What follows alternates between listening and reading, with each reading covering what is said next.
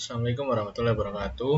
Pada pertemuan ke-7 kali ini, kita akan membahas mengenai evaluasi kegiatan public relation.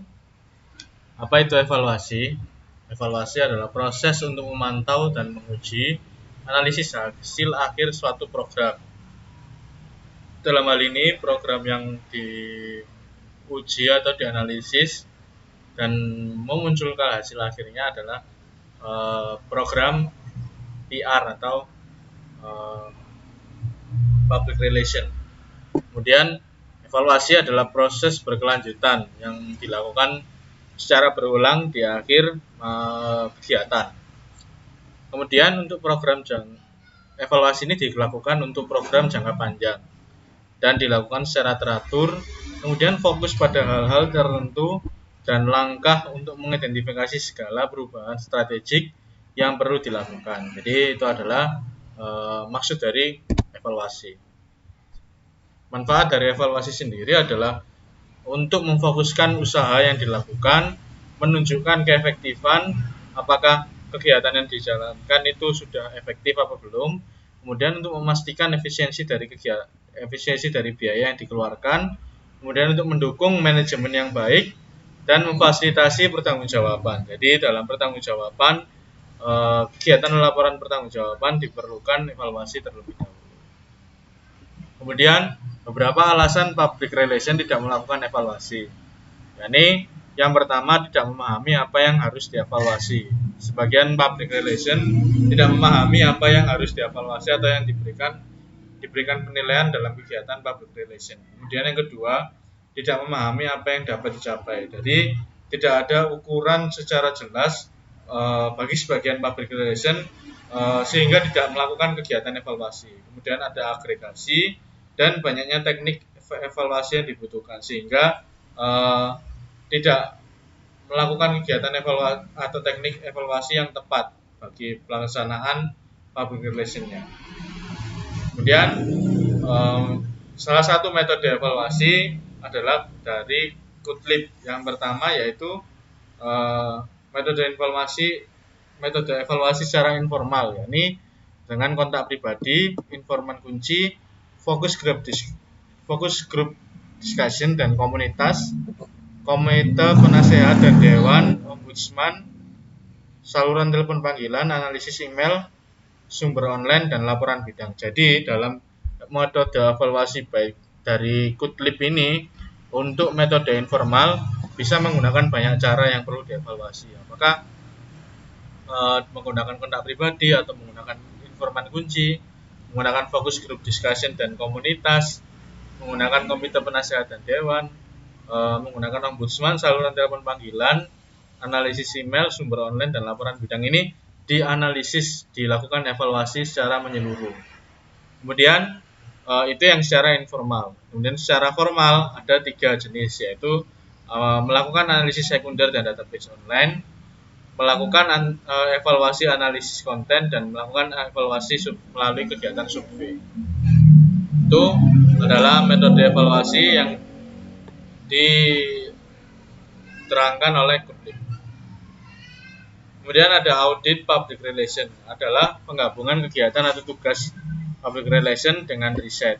Tujuannya adalah untuk memutuskan pesan apa yang ingin disampaikan kepada publik, sarana apa yang paling efektif untuk menyampaikan pesan, dan bagaimana mengevaluasi lingkungan. Audit public relation sama dengan audit komunikasi. Kemudian metode survei. Metode yang kedua dari kegiatan evaluasi kegiatan public relation adalah metode yang paling banyak digunakan dalam ilmu-ilmu sosial, khususnya sosiologi. Digunakan dalam riset deskriptif atau explanatif, yakni deskriptif itu adalah mendeskripsikan atau menjelaskan, dan explanatif juga sama, menjelaskan namun lebih ke secara ilmiah. Peneliti menggunakan kuesioner tertulis dan memberikan gambaran apa yang dipikirkan oleh banyak orang atau melaporkan apa yang mereka kerjakan. Melakukan pengambil sampel untuk teliti, dan kesimpulan penelitiannya umumnya digeneralisasikan. Kemudian penelitian dimulai dengan pertanyaan atau keinginan menemukan hal yang baru. Kemudian untuk memperoleh fakta tentang gejala atas permasalahan yang timbul, Fakta yang ada digunakan untuk memecahkan masalah dan terlihat sederhana, namun memiliki sistem kerja yang efektif dan akurat. Itu adalah metode dari survei. Kemudian selanjutnya ada juga belum selesai tadi metode survei. Responden dapat ditanya tentang keyakinan atau belief atau kepercayaan, kemudian pendapat, karakteristik perilaku sebelumnya atau perilaku lampau dan perilaku sekarang. Kemudian melakukan pengujian beberapa hipotesis melalui sebuah single survei. Kemudian peneliti bertanya tentang banyak hal dalam satu kegiatan survei dan mengukur banyak variabel atau pengubah, biasanya menggunakan beragam indikator. Pertanyaan-pertanyaan yang diajukan biasanya pada kegiatan survei adalah jenis-jenisnya, jenis behavior atau perilaku, yakni seberapa sering Anda menggosok gigi. Itu kan pertanyaan-pertanyaan yang sifatnya ke behavior atau perilaku seseorang. Kemudian attitude, belief atau opinion, yaitu etika, kepercayaan atau pendapat.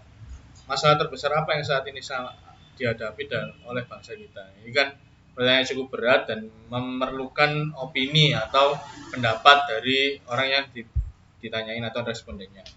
Kemudian pertanyaan karakteristik, yakni berapa umur Anda. Ini kan menunjukkan bahwa pertanyaan tersebut pertanyaan karakteristik atau menunjukkan karakter suatu orang, suatu responden.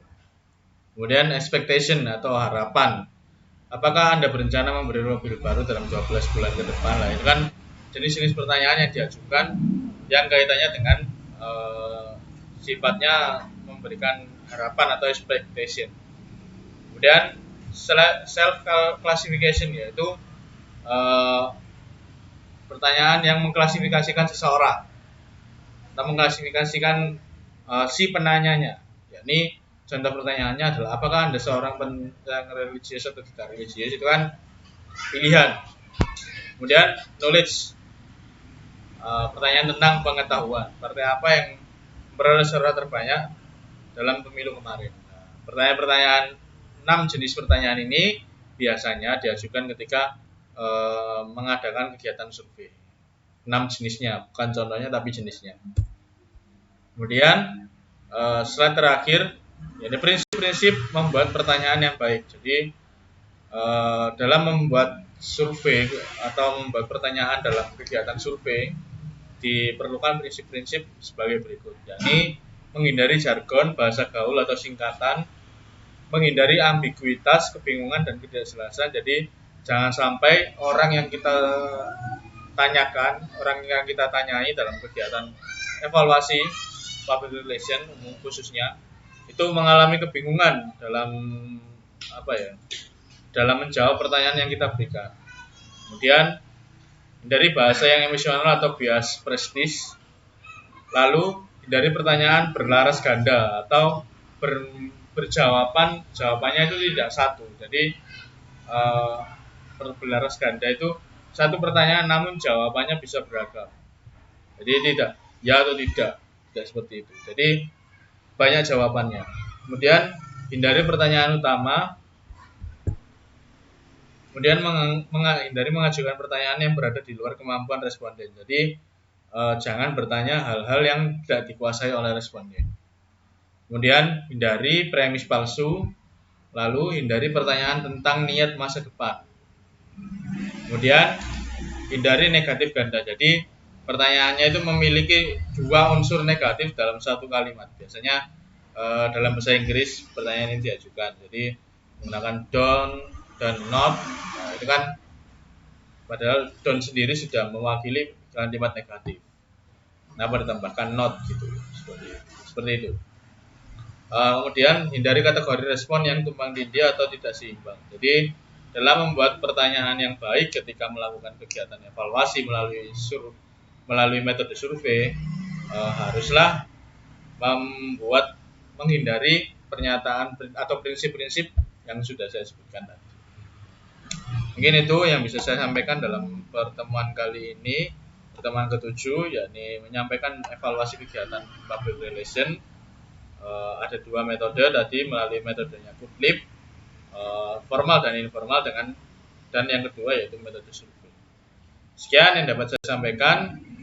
Kurang lebihnya saya mohon maaf. Apabila ada pertanyaan bisa diajukan di forum diskusi. Terima kasih. Wassalamualaikum